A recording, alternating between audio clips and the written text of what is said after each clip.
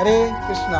गीता अमृतम में आप सभी का स्वागत है। तो हम आ गए हैं भगवत गीता अध्याय 3 श्लोक क्रमांक 7।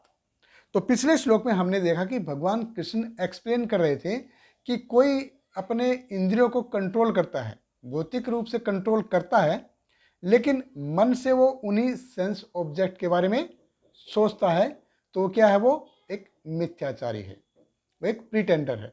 तो इस सिचुएशन से कैसे बाहर निकला जाए, भगवान हमको आज के इस श्लोक में बता रहे हैं। तो भगवत गीता अध्याय 3 श्लोक क्रमांक 7, भगवान कृष्ण कहते हैं, यस्तु इंद्रियाणि मनसा नियम्य आभरते अर्जुन कर्म इंद्रिय क्रम योगम असक्त स विशिष्यते। भगवान कृष्ण कहते हैं, दूसरी ओर यदि कोई निष्ठावान व्यक्ति अपने मन के द्वारा इंद्रियों को वश में करने का प्रयत्न करता है और बिना किसी आसक्ति के कर्म योग यानी कृष्ण भावना अमृत प्रारंभ करता है तो वह अति उत्कृष्ट है। तो भगवान कृष्ण कहते हैं कि देखिए, एक प्लेटफॉर्म है कि अगर मैं काम करूंगा तो उसका रिजल्ट आएगा, जाहिर सी बात रिजल्ट आएगा, यानी कि उसके कर्म फल होंगे। तो कर्म फल आने की वजह से मैं काम करना बंद कर देता हूं सपोज। लेकिन मन क्या है कि मन हमारा उन्हीं सेंस ऑब्जेक्ट के बारे में सोचता रहेगा, उनके बारे में पीछे भागता रहेगा। तो actually it is not a very healthy idea, सही आइडिया नहीं है। तो हमको पहले भी जैसे हमने देखा था कि कर्म से अगर ज्ञान तक आना है तो इसमें बहुत सारा ग्रेजुअली प्यूरिफिकेशन चाहिए, बहुत ज़्यादा मन की शुद्धता होनी चाहिए। तो ऐसे हम भौतिक अगर तरीके से हमने उसको इंद्रियों कंट्रोल कर लिया है और लेकिन मन से उसी के बारे में सोच रहे हैं तो ये हेल्दी आइडिया नहीं है। तो हमको क्या है, बेटर क्या है, इससे भगवान क्या बताते हैं, मनसा निम्न में आभरत अर्जुन है कर्म इंद्रिय कर्म योग, यानी कि अपने मन से इंद्रियों को कंट्रोल करने का प्रयास करो। आप उनको सेंसेस को एक्टिव रख सकते हो, सेंसेस को एक्टिव कर्म रख सकते हो, लेकिन मन से उनको धीरे धीरे कंट्रोल करने का प्रयास करो। नियम में आभरते अर्जुन, कि उनको वश में करने का प्रयत्न करो। कैसे? मनसा, यानी कि मन से अपनी इंद्रियों को मन से कंट्रोल करने का प्रयास करो। और यानी कि कर्म इंद्रिय कर्म योग आसक्त, और धीरे धीरे क्या है कि वो कर्म योग हो जाएगा। हम इंद्रियों को कंट्रोल किया हमने और उसको भगवान कृष्ण की सेवा में लगाया। तो भगवान कृष्ण की सेवा में अगर हम अपनी इंद्रियों को लगाएंगे तो वो धीरे धीरे कर्म योग बन जाएगा।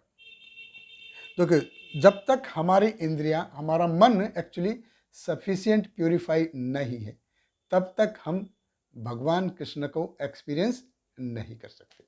जब तक इंद्रियां हमारे सुख दुख के लिए काम करेगी, it is very difficult to experience lord Krishna. भगवान कृष्ण को हम एक्सपीरियंस कर नहीं सकते। क्यों? देखिए, जो हमारी जो सेंसेस हैं ये क्या है, भौतिक है, और भगवान क्या है, वो स्पिरिचुअल है, हायर है।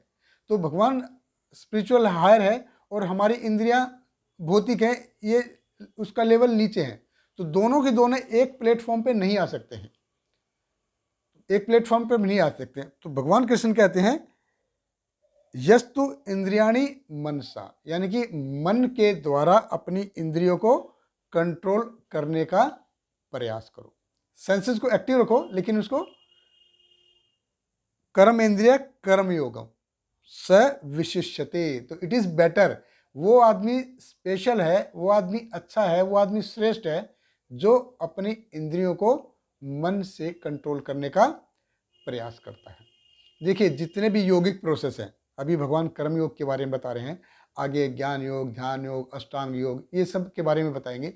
तो जितने भी योगिक प्रोसेस हैं, इनकी सबसे पहली रिक्वायरमेंट क्या है कि इंद्रियों को कंट्रोल होना चाहिए और ब्रह्मचर्य, इंद्रियों को कंट्रोल करना, ब्रह्मचर्य। This is a pre requisite of all yogic process. जितने भी योगिक प्रोसेस हैं सारे के सब में ब्रह्मचर्य और इंद्रियों को कंट्रोल, ये सबसे पहली योग्यता होनी चाहिए। लेकिन ये देखिए भक्ति, भक्ति की महानता देखिए, भक्ति का सुप्रमेसी देखिए कि एक गृहस्थ भी भक्ति कर सकता है, वो अपने आप इंद्रियों को भगवान कृष्ण की सेवा में लगा सकता है।